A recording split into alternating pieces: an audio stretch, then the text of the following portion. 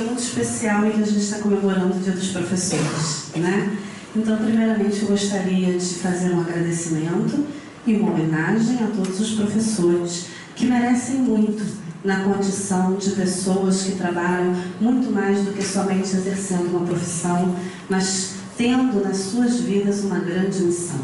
A missão de estar próximo, de ver muitas pessoas passarem por suas mãos, por sua forma de agir e de transformar. Então, que esses queridos, estejam sendo abençoados neste momento, recebendo o nosso carinho, o nosso amor e as bênçãos divinas. Que o Senhor esteja sempre no comando de todos eles, de todos nós, Bom, vamos falar sobre o nosso tema de hoje, que passa, sim, pela questão da educação. Primeiro, a gente vai pensar no seio da nossa família, que é o núcleo mais importante da nossa vida, aquele núcleo de amor, de afeto, aquelas pessoas estimadas que nós queremos muito bem. Mas nós sabemos que dentro desse núcleo menor, a gente também tem uma grande missão, que é a educação dos nossos filhos. E é realmente relevante que a gente converse sobre isso, que a gente entenda como isso funciona e que a gente reflita, como bem disse o Medalha na hora da oração. É importante refletirmos, fazermos considerações para levarmos essas considerações para a nossa prática. Bom, vamos começar fazendo um paralelo que eu acho bem interessante entre o que a gente está vivendo hoje. Abre um parênteses, estamos vivendo uma situação bastante conflituosa. A sociedade em si está mudando muito e, obviamente, o núcleo familiar também e a educação de nossos filhos também. Vamos fazer uma volta no passado não tão distante, onde o núcleo familiar era ordenado, era comandado por um patriarca, O pai e a mãe eram muito representativos neste modelo familiar de antigamente, vamos colocar assim, e os filhos apenas eram aqueles seguidores daquilo que era determinado pelos pais. Assim funcionava a educação daquele tempo. Os pais faziam o melhor que podiam, óbvio, queriam sempre o melhor para os seus filhos, mas eles assumiam essa posição hierárquica com muita força, Não tinha aquele espaço para o diálogo, para o entendimento, era algo realmente imposto. E o estudo para essa palestra, eu assisti outras tantas palestras, li, E uma das coisas me chamou bastante atenção. Hoje, nós estamos vivendo uma era muito tecnológica e os nossos filhos muito mais do que a gente mesmo, O computador, o celular faz parte integrante do corpo deles, Para a gente está sendo um hábito que vai sendo criado, constituído. Para eles não, faz parte. Mas no passado não era assim, E se a gente for fazer um paralelo, que é uma brincadeira achei bastante interessante, nós, do passado, aqueles que se consideram, do passado, nós éramos a geração Wi-Fi. Achei isso muito interessante. Olha como isso, geração Wi-Fi, é essa de hoje, que vive nesse mundo acelerado, muito rápido, de muitas informações. Mas a geração Wi-Fi era o seguinte: antigamente, quando a nossa mãe olhava, não precisava de fio condutor nenhum. No olhar, tudo era resolvido. E a gente vai vendo que era realmente assim através dos exemplos. Minha sogra, que está aqui pertinho de mim hoje, veio prestigiar, ela falava assim para os filhos, Olha, quando a gente vai numa festa de aniversário, não toca em nada. E quando estava lá na própria festa, e eu acredito pela fala deles, todos sentadinhos, comportados, só sendo comandados pelo olhar, porque era o olhar que determinava. E aí você vê 4 filhos homens. Opa, que difícil, se a gente for comparar no nosso dia de hoje. A minha mãe tinha aquela questão assim, senta com modos, modos de menina, né? E quando isso acontecia, não era assim, ela falava em casa. Na rua, era realmente o olhar que determinava. É isso que a gente está vendo com a nossa geração de hoje? Não, certamente não. Mas, vamos lá. Também não vamos só achar que tudo que estava lá estava certo, né? Vamos pensar assim, era uma geração onde realmente isso acontecia, era muito imposto aquela determinação, aquela ordem a qual os filhos tinham que seguir, mas havia um pouco menos de diálogo, os pais eram mais ausentes, porque culturalmente era assim que funcionava. Os pais trabalhavam, a mãe ficava em casa cuidando dos filhos, e quando os filhos aprontavam alguma coisa, vinha aquela famosa frase: quando seu pai chegar, né? Era isso que acontecia. Então não precisava ele fazer nada, só precisava dessa fala: quando seu pai chegar. E o olhar continuava funcionando naquela época. Hoje, a gente vê um retrato diferente. A gente vê que a gente vai olhar de novo e vai cansar de olhar, e as atitudes não vão ser bem aquelas que a gente espera. É uma geração que precisa muito mais da nossa intervenção, do diálogo. E o diálogo não é uma coisa ruim, ao contrário, né? Dialogar foi uma conquista. Mas espera aí, foi uma conquista, que legal. Mas e aí, como fica? Será que hoje está tudo funcionando muito bem com essa questão do diálogo? Será que só dialogando as coisas entraram nos eixos? Não, também não é bem assim, porque a gente está vendo que está difícil. A missão do educar hoje, ela está muito difícil. Então a gente ainda não chegou no ponto certo. Por que será que não chegamos? Bem, a gente pode fazer uma reflexão assim. Aquilo que era já não é uma coisa que nos serve mais. Não totalmente. E aí a gente, avançou, percorreu caminhos, usou-se da liberdade para chegar ao que temos hoje, né? Mas o que temos hoje a gente também está achando que não está muito legal, não está indo para um caminho bom. Então a gente precisa parar, refletir e encontrar o bom termo, o termo certo que vai ser funcional. Porque a questão da autoridade do passado, ela não é uma coisa ruim, ela é necessária. Hoje, nós vimos que nós perdemos muito o respeito dos nossos filhos, a atenção, a ordenação daquilo que é importante, porque nós perdemos esse status hierárquico. Parece estranho a gente falar assim, mas é assim. Nós hoje nos transformamos muito mais em amigos do que em pai e mãe. Nada contra ser amigo, mas ser somente amigo talvez não vai dar muito certo não, porque confunde-se muito. Para aquele que está em formação, o amigo é aquele que a gente tem ali muito caro, aquela pessoa muito legal que a gente gosta muito, mas na hora que a gente fica zangado com o amigo, o que os pequenos fazem? Ah, eu não quero mais saber dele, eu não falo mais com ele. Ah, não sou mais amigo. Não é assim? Nós vamos poder fazer isso? Vamos poder ter aquele a quem nós temos muita responsabilidade, com a criação, com pessoas que não nos valorizam mais? Não, não podemos.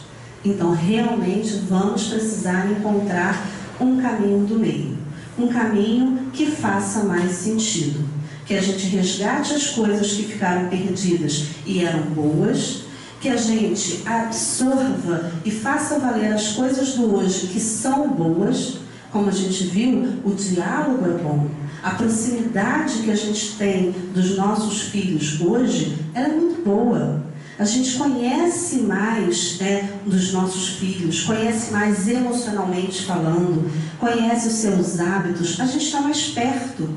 Então isso é muito bom. Vamos tentar fazer uma reflexão para unir essas duas coisas e ter então uma educação mais refletida, mais sincera e mais justa para todos os lados. Vamos pensar agora em outro ponto. Estamos numa casa espírita, somos espíritas, e um ponto muito importante para a gente começar a entender é: todos nós somos espíritos, pais e filhos. Gente, não existe diferença. Se eu vivi tantas encarnações, provavelmente meu filho também viveu.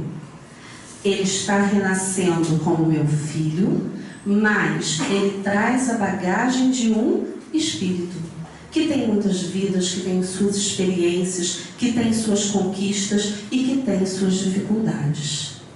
Ora, então como é que vai funcionar isso? Bem, aí é que a gente vai começar a pensar.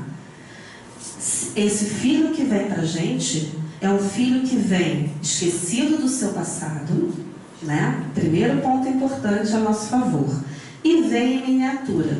Porque a gente pode parar e pensar assim: seria tão mais fácil se a gente voltasse, já como o espírito adulto que fomos no passado, né?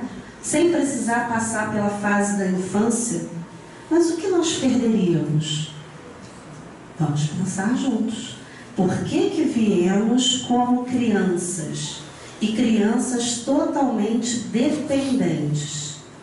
Justamente para que esse seja o nosso primeiro grande vínculo.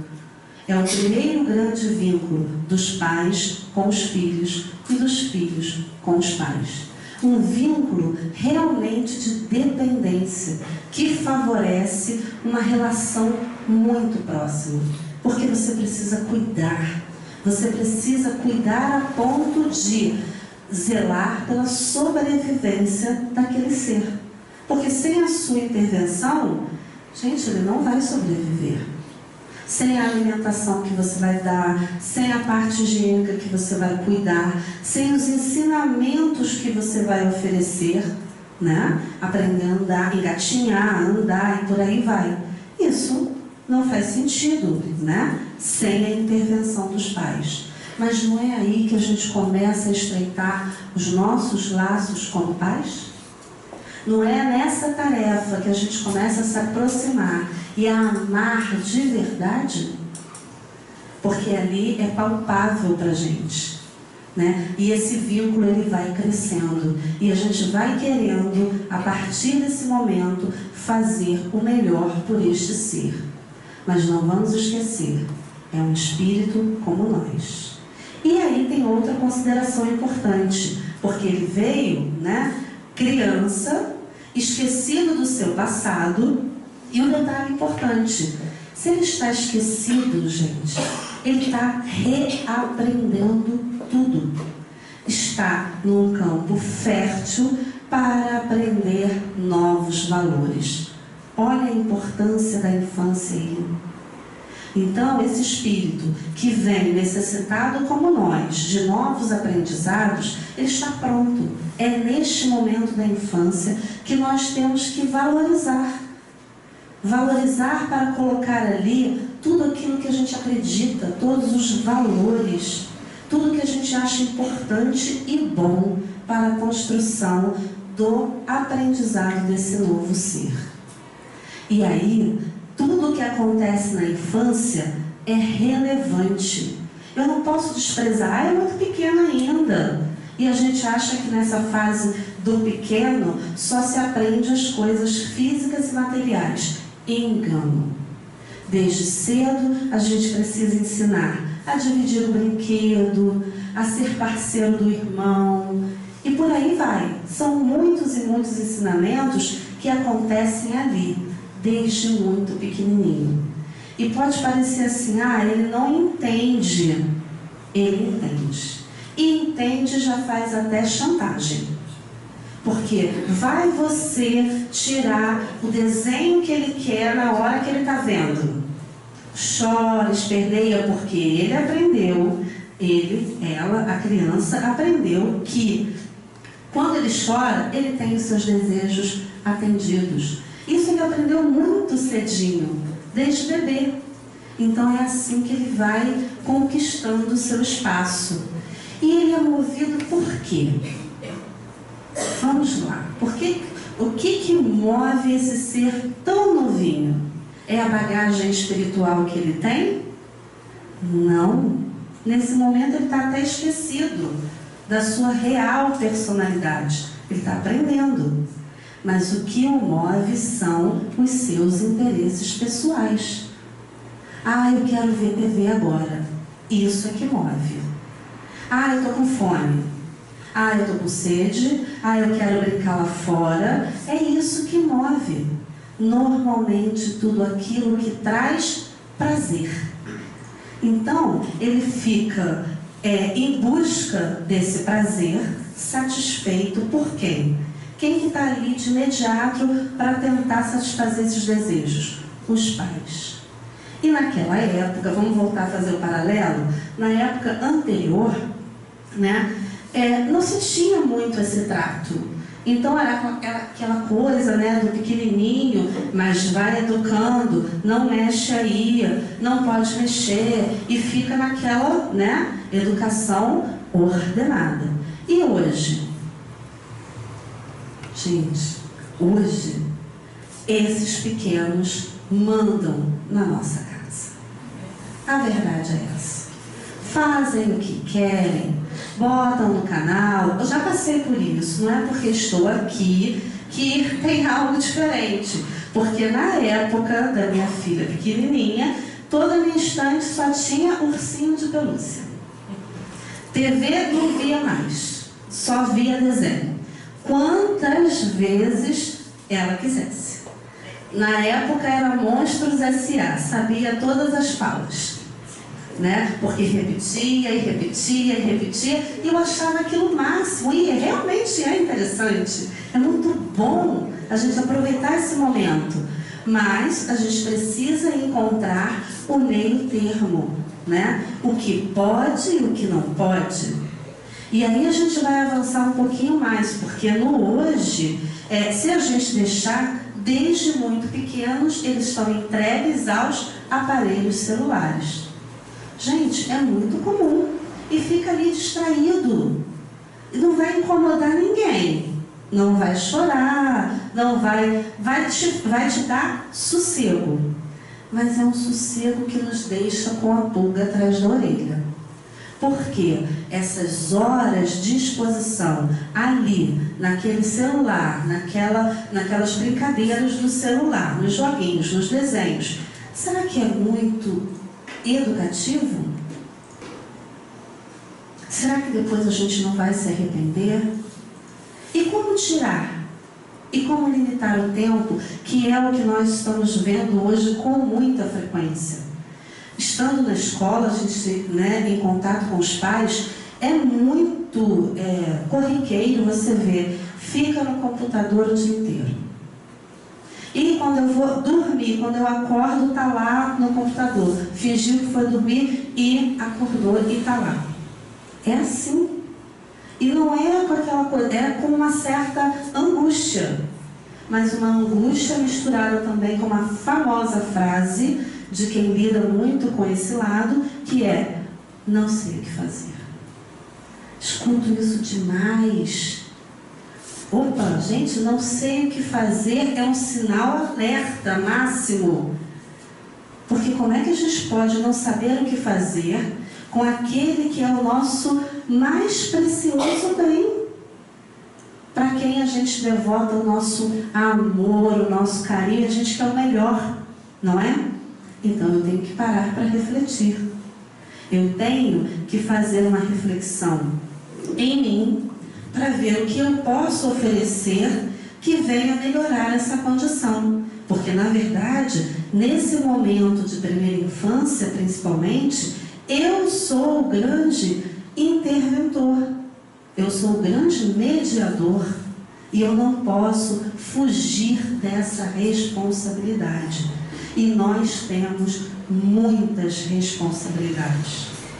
E a gente não tem que ficar pensando que a gente vai ter responsabilidade pela atitude desse filho no futuro. Não, porque no futuro cabe a ele pensar nas responsabilidades sobre suas próprias atitudes. Mas no agora, que é uma construção para o futuro, aí sim eu tenho que fazer as devidas intervenções. Porque ele vai aprender como? Do nada? Não. Ele só vai aprender aquilo que alguém ensinar. E se nós deixarmos essa tarefa para os celulares, os computadores, né? A gente vai estar deixando ir a nossa forma mais importante de agir, que é no momento em que as coisas acontecem. É no início da aprendizagem. E, gente, não pensem que as coisas são assim muito fáceis, né? Ah, eu vou fazer tudo direitinho, tudo certinho, eu vou delimitar o tempo. Legal, eu acho que é importante a gente fazer essas reflexões, mas mais importante ainda é sabermos que nós vamos enfrentar situações adversas. Sabe por quê? Porque essa geração que está aí é uma geração extremamente poderosa. Independente da gente pensar nessa coisa que tem surgido muito, né, de crianças índigo, crianças cristal, toda essa geração é extremamente inteligente, é extremamente argumentativa. Nós não éramos assim.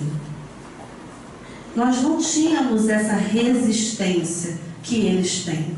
Mas isso tem um motivo de ser. Por que será? Em outro momento, a gente já esteve aqui falando sobre essa fase de transição para a regeneração. E nós estamos exatamente nesse momento. Então, para nós espíritas, é um pouco mais fácil de compreender isso. Nós estamos passando por uma grande transformação planetária. A transformação de todos nós. E esses espíritos que estão encarnando são espíritos que fazem parte desse movimento. Eles estão vindo para isso. Falamos até sobre isso em outro momento. A eles caberá fazer realmente essa passagem. Mas a nós nos cabe orientar esses que vão fazer essa passagem. Então a gente não pode se desvalorizar neste momento. É hora de assumir as rédeas. Assumir as rédeas e realmente colocar em prática aquilo que a gente acredita. E nessa hora não tem cansaço. Nessa hora a gente não pode dar aquela voz para a preguicinha e falar assim, deixa o celular que está quietinho. Não. É fazer aquilo que precisa, é orientar, é bem cuidar. E é aquele desgaste natural que a gente sabe que toda família é. Porque família perfeitinha só no comercial de margarina. Porque no dia a dia não é assim que acontece, gente. E a gente tem que estar preparado para isso. Porque se a gente não tiver, a gente não vai bem preparar. Então, lembrando uma passagem que Ariano Suassuna, um grande educador, nos colocou há um tempo atrás, ele diz assim: as crianças são perversas por inocência. E aí é uma frase estranha, né? O que ele quis dizer? Que as crianças, elas não são maléficas. Elas não têm esse ímpeto da maldade. Mas elas vão fazer algumas coisas que são meio, né? Que precisam ser corrigidas. Mas por quê? Porque ela é inocente e ela está atendendo aquilo que nós já falamos, que é do seu interesse pessoal. Então eu preciso fazer a intervenção ali. Eu preciso mostrar para essa criança que aquele comportamento não é correto. Dizer para o outro, você é feio, não é correto. Embora seja uma coisa natural de quem está aprendendo e ainda não tem aquele, né, traquejo social. Mas não é querer mostrar que a criança tem que ser falsa. Não. A criança tem que ser educada.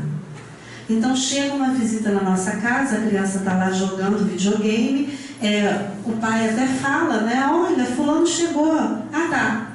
Vira as costas e continua fazendo o que estava fazendo. Não cumprimenta, não dá bom dia, não dá boa tarde. Enfim, isso é o quê? É traquejo social somente? Não, isso também é educação. E a gente precisa oferecer essa oportunidade para que eles se eduquem. Então a gente tem que ser aquele que repete. Repete, repete, repete. É um dos princípios da educação. Toda mãe é taxada de extremamente chata.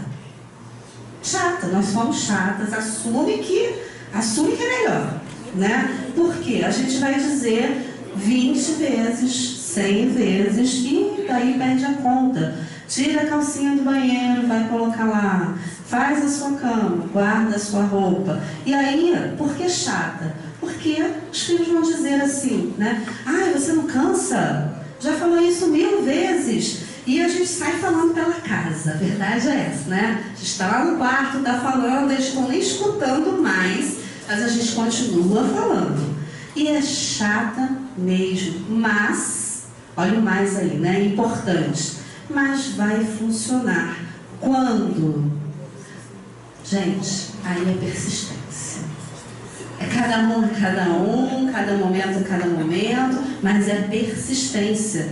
Você nunca pode desistir. Na hora que você dá uma penduradinha na chuteira, pronto, ele invade o teu espaço e já era. Então você vai insistir naquilo ali quantas vezes for necessário, até que o quarto esteja arrumado. E de uma forma tão natural que é natural. Aí sim o aprendizado se concretizou. Vai escovar o dente. O dia que você não mandar e for escovar o dente, se concretizou. Então, aí é que a gente fala, é a persistência. Porque tem uns que só vão escovar o dente quando estiver quase namorando, porque, né? Aí tem um interesse pessoal envolvido. Outros isso vai acontecer mais cedo, mas todos dependem da nossa intervenção e persistência. A gente está falando de coisas bem práticas, físicas, fisiológicas, mas isso também ocorre com relação à parte emocional, ao que a gente quer do nosso filho. E quer ver uma coisa engraçada? Se a gente fizer uma enquete aqui agora, o que vocês querem para o filho de vocês? Vai sair de tudo. Sucesso, todo mundo quer, né? Sucesso, estabilidade financeira, um bom trabalho, que seja feliz, alegre, que tenha uma ótima família. Beleza? Todas essas coisas são válidas, dignos de se desejar realmente. Todos nós precisamos querer o melhor. Tá. O detalhe é como conquistar este melhor. Será que a gente pensa nisso? Eu vou oferecer para o meu filho a condição para que ele busque o melhor para si. Para que ele aprenda como resolver as suas questões.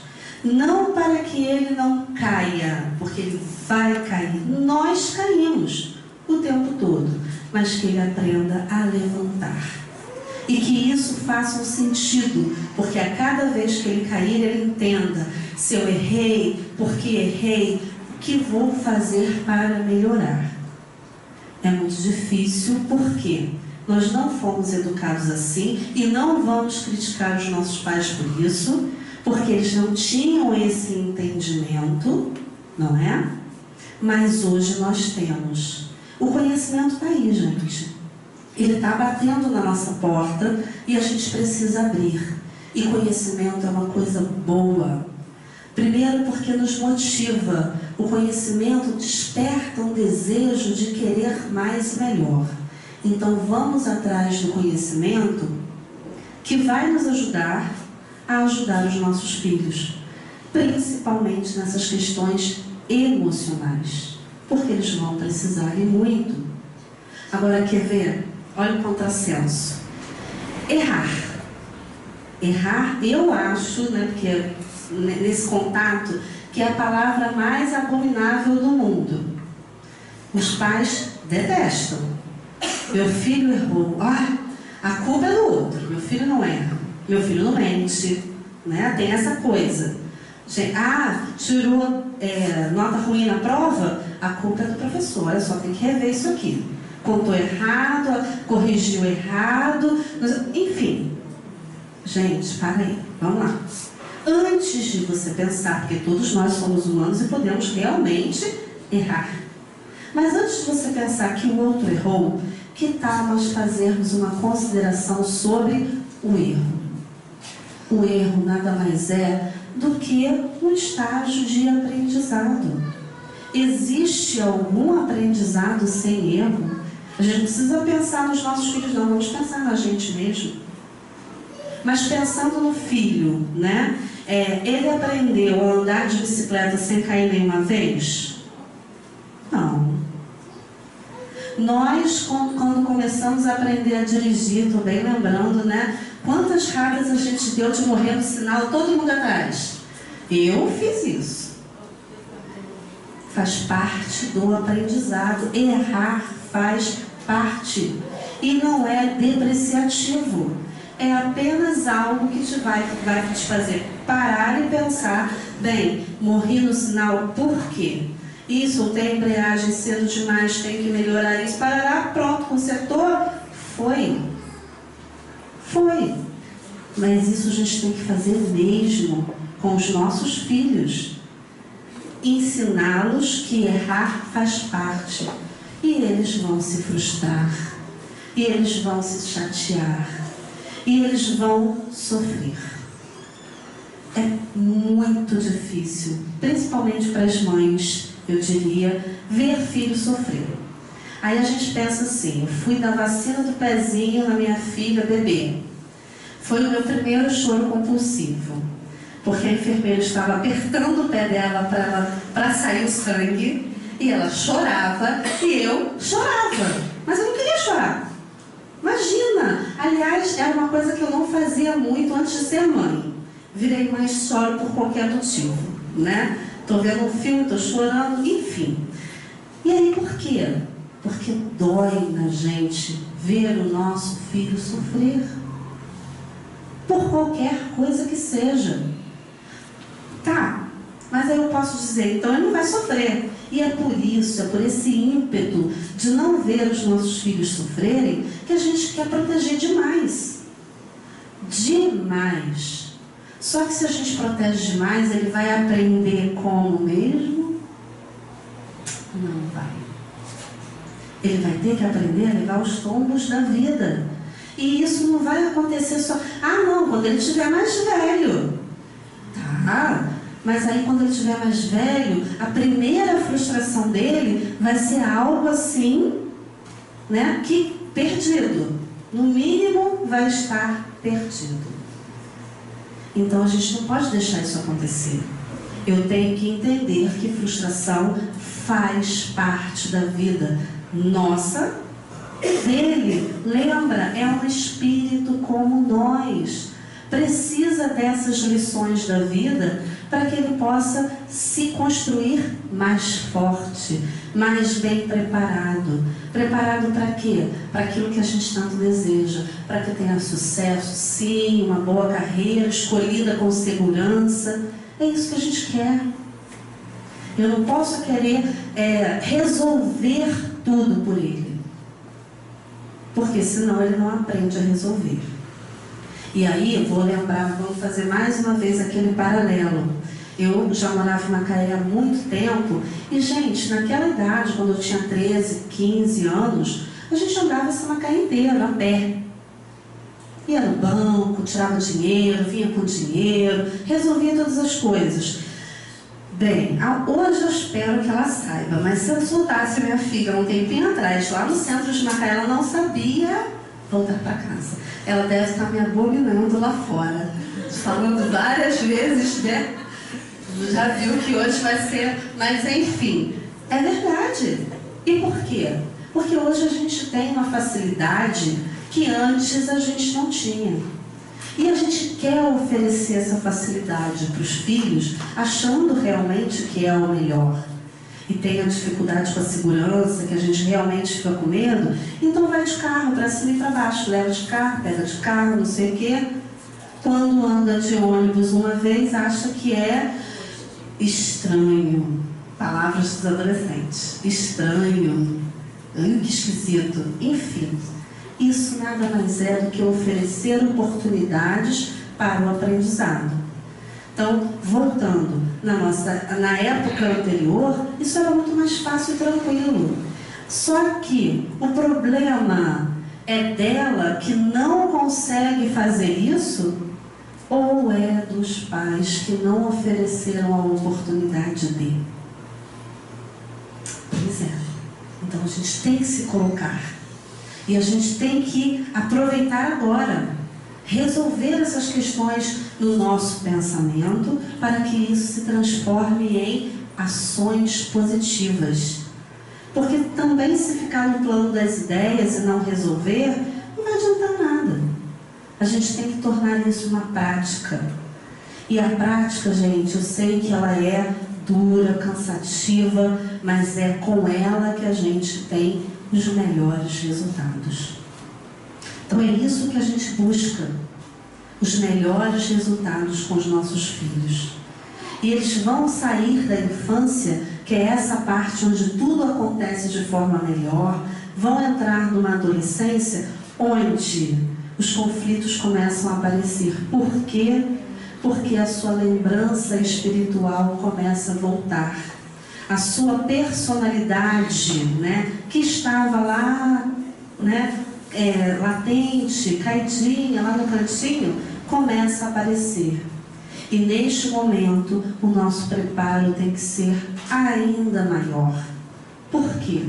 Porque nós vamos lidar, agora sim, com algo que começa a aparecer de um espírito exatamente como nós. E aí? Gente, como é que fica isso, né? Como é que eu vou dar conta?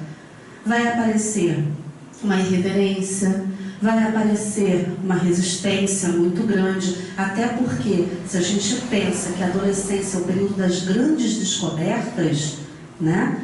É natural que aquele que está descobrindo queira colocar para fora, queira fazer valer tudo aquilo que ele está descobrindo.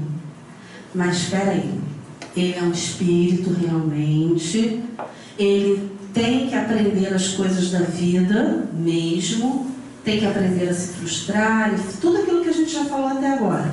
Mas ele dá conta de tomar essas decisões e fazer escolhas? Ele está aprendendo.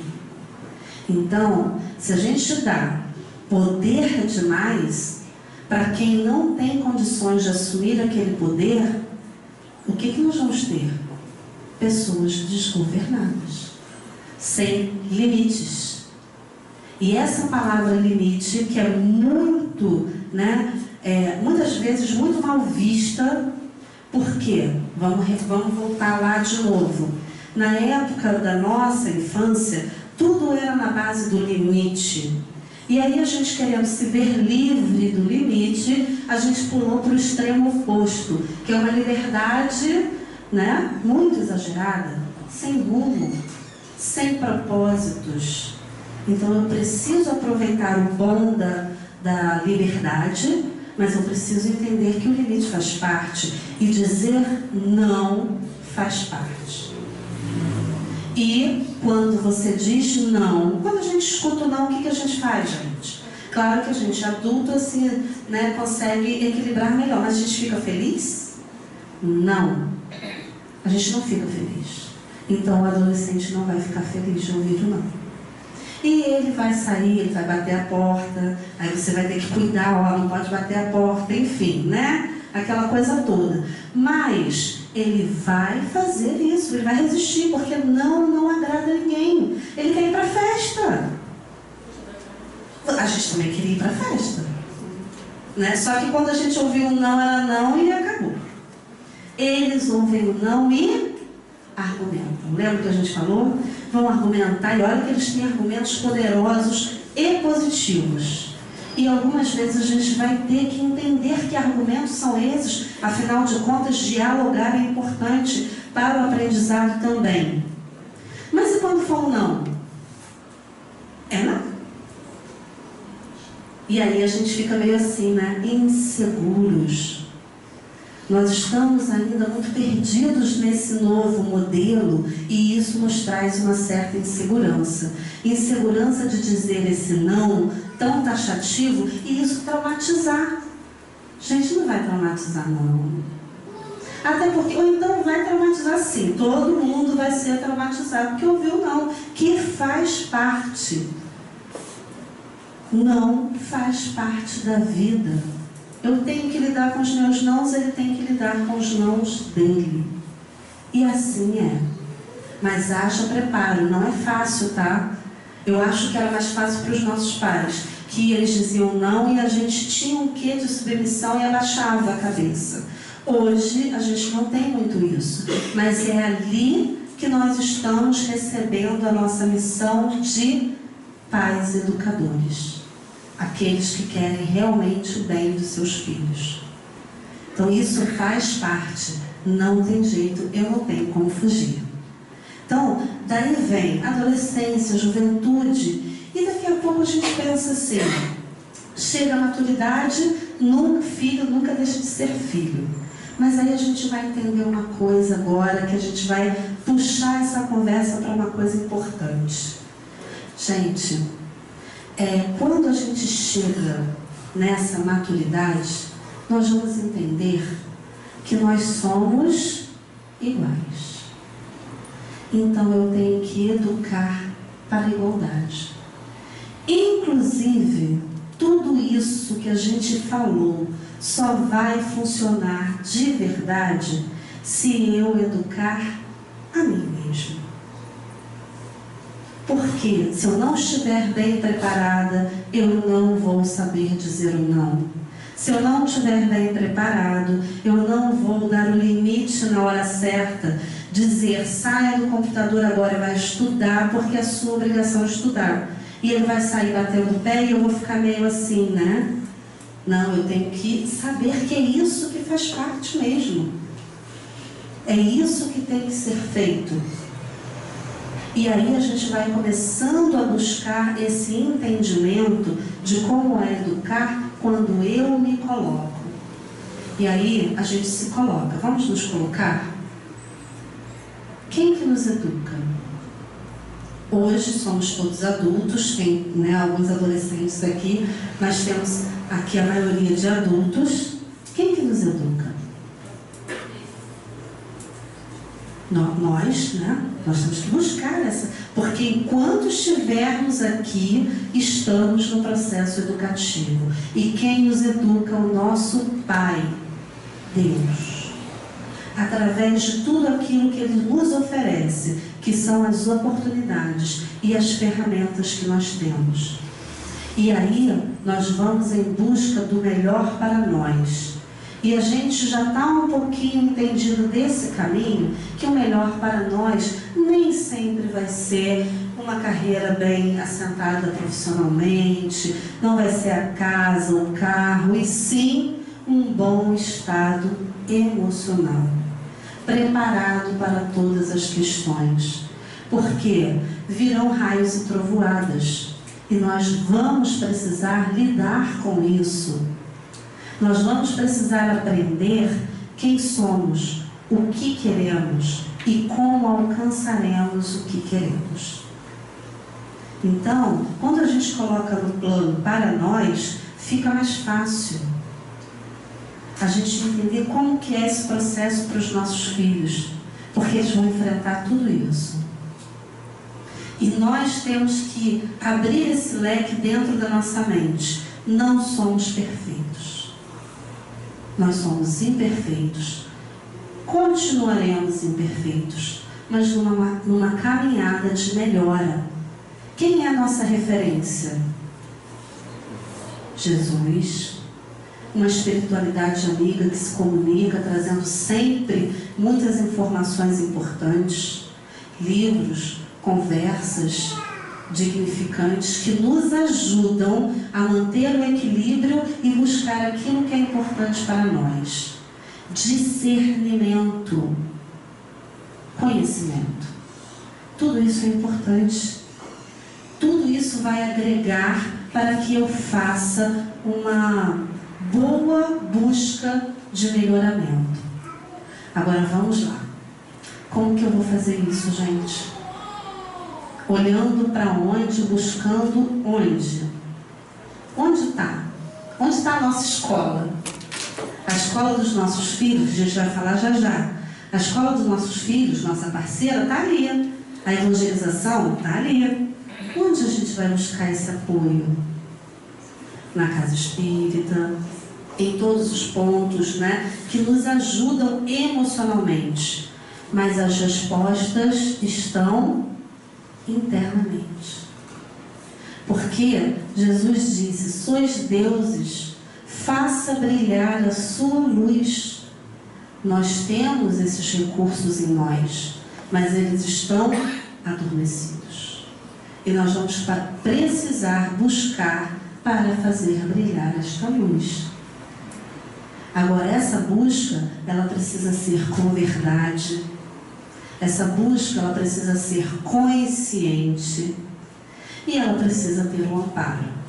Porque não é fácil olhar para nós, lá no nosso íntimo, e encontrar ali os nossos defeitos.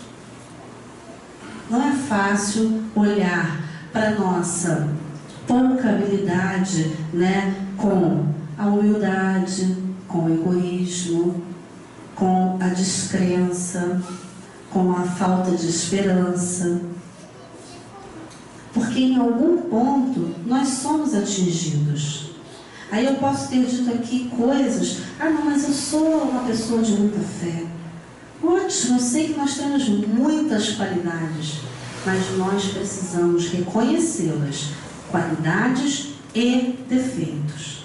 Porque se eu não reconhecer os defeitos que eu tenho sinceramente, como é que eu vou modificá-los?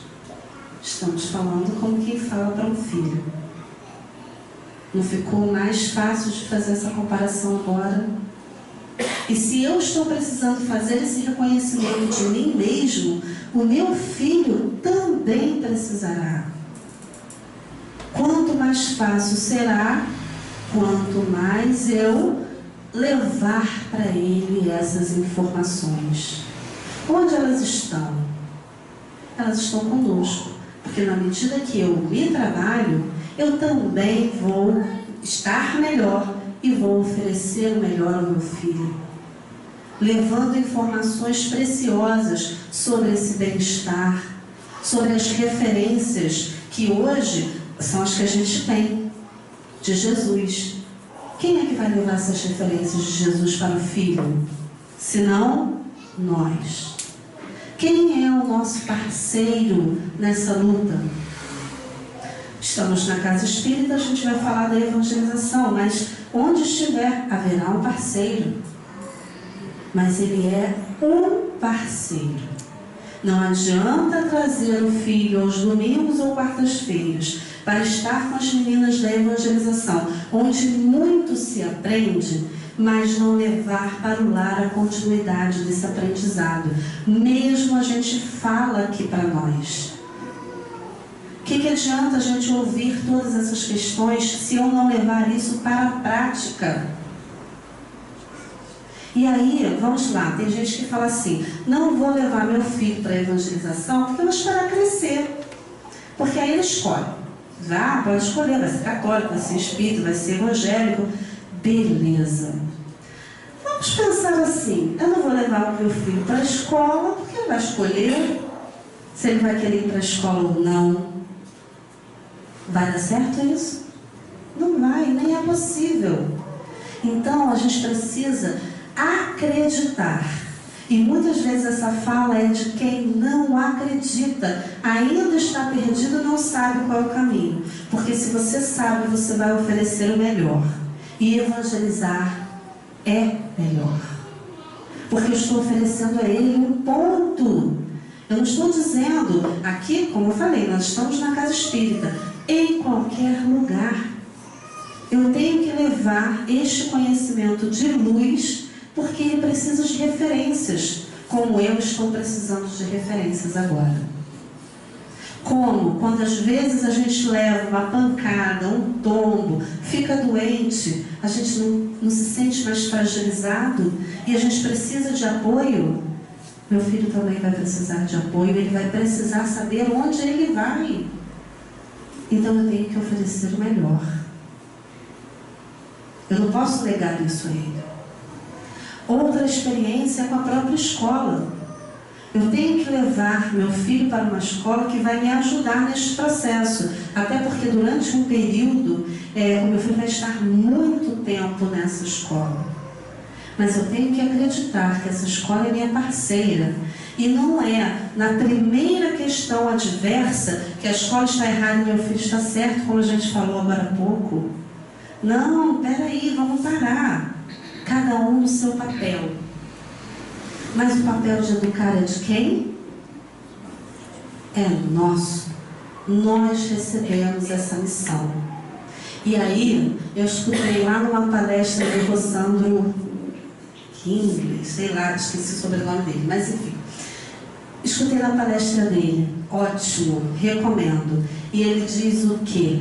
Ele diz, se nós, o filho que a gente recebe, que é a nossa missão, ele é o talento. Lembra da parábola dos talentos? É o talento que Deus está nos dando, está nos confiando. O que nós vamos fazer com o talento? Enterrar ou multiplicar? Porque na parábola é assim. Teve aquele que enterrou. Nós não queremos enterrar. Nós queremos multiplicar. Nós queremos frutificar. Então, nós vamos buscar isso através do nosso melhoramento, da nossa busca que vai ser refletida nas nossas melhores ações para o meu filho. Como eu já disse, é o nosso bem mais precioso. Não tem aquele pai que... Tem, né? Mas tudo bem, mas não é o normal. Não tem aquele pai que erra porque quer errar, que não gosta. Não, a gente erra, mas a gente erra querendo acertar. Mas se a gente está preparado para buscar as informações certas, nós vamos estar um passinho à frente. Nós vamos estar um degrau acima.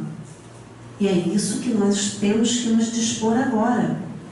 Vamos buscar esse degrau acima. Porque a gente não vai conseguir somente falando. Meu filho, faça isso. Guarde o seu calçado. Arrume a sua gaveta. E o seu calçado está jogado pela casa e a sua gaveta está desarrumada. Como que processa isso? Não processa. Não processa. E assim é. Seja caridoso e gentil, mas ele vê de você posturas, né, que não são afins com a caridade e com a gentileza. Então, falar não é o suficiente. Eu tenho que dar o exemplo. E o exemplo ele é forte e poderoso. Mas para eu dar o exemplo, eu preciso viver. Quem tem que se educar primeiro, então? Somos nós. Porque para dar o exemplo, a gente precisa estar bem preparado. A gente precisa fazer o melhor por nós. E aí sim eu vou estar fazendo o melhor por eles. Lembra aquela história de quem viaja de avião, que a aeromoça fala, né? Quando a máscara cai, o que ela orienta? Coloque primeiro em você. Aí que estranho, né? Sua mãe então já acha isso estranho, porque se a filha estiver do lado, parece que vai até no impulso, coloca no filho. Só que se você não estiver bem, você não vai cuidar do filho não. E ele sozinho talvez não vai conseguir. Então, fique bem, respire e vá cuidar do seu filho. Aí sim. Então vamos ficar bem. Vamos trazer o melhor para a gente. Vamos ser os verdadeiros exemplos que eles estão precisando. Uma história engraçadérrima. Minha sobrinha, Giovana, ela sempre conviveu muito com os avós, né? E no período do seu aprendizado, lá com 2, 3 aninhos, Meu pai e minha mãe, já mais idosos, para se levantar do chão, da cadeira e tal, vinha com aquela postura assim, ai, ai, ai, ai, né? De quem está se levantando com certa dificuldade. E ela, com seus 2, 3 aninhos, toda vez que levantava, fazia exatamente a mesma coisa. Ai, ai, ai, ai. E ninguém entendia. Mas por que essa menina está gemendo? E aí, com o tempo, a gente veio e estávamos rindo essa semana disso, né? É o exemplo. Ela não sabia porque ela estava gemendo, não, mas ela via. Ela via. Então é isso que faz a diferença. Vamos nos despir para que os nossos filhos nos vejam realmente como somos. Não somos super-heróis. Aqui não tem super-homem, homem de ferro, Mulher Maravilha, não tem. E não é bom a gente vestir essa capa, porque essa capa, ela é uma capa de infalibilidade. Mas todos nós somos falhos. Vamos assumir as nossas falhas, sim. Vamos reconhecer quando não sabemos e dizer, não sei, mas vou procurar saber e vou me esforçar. Vou fazer o meu melhor. O melhor que eu posso com a consciência que eu tenho. Eu posso largar a minha consciência. Essa é a busca que eu vou fazer. E aí tem uma outra fala agora de Paulo, que todos nós conhecemos. Está sempre aí nos carros, né? Tudo posso naquele que me fortalece. Mas essa frase, ela está dentro de um contexto. E o contexto diz, né? Não vou saber as palavras certinhas, mas o contexto diz, seja na abundância ou seja na falta. Então, eu tenho que estar preparado para tudo. Eu vou me abrir, eu vou buscar. E eu sei que tem alguém que está comigo, porque eu tudo posso naquele que me fortalece. Fiquemos em paz com essa missão maravilhosa que Deus está conosco a nos fortalecer.